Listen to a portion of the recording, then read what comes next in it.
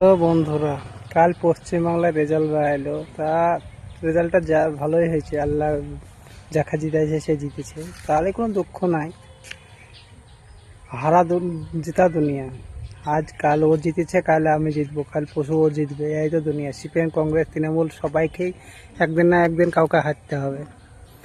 তা এখন বিজেপি জিতেছে। একটা আমার প্রশ্ন বিজেপি ভাইদের সাথে, নেতা কর্মীদের সাথে, বিজেপি ভাই জিতলে কি কারোর পার্টি অফিস পুড়ে দিতে হবে, কারোর ধরে মারতে হবে, কারোর ঘর ভেঙে দিতে হবে? এই কি আপনারা শিখাইছেন? শেখাননি। যারা নিচে কর্মী আছে তাইরা করছে। কর্মীরা, যে নেতারা হারবে না কোনো গ্যারান্টি আছে ভাই? আজ জিতেছে, 10 দিন 5 বছর পর আবার হারতে পারে, এটা মনে রাখবা।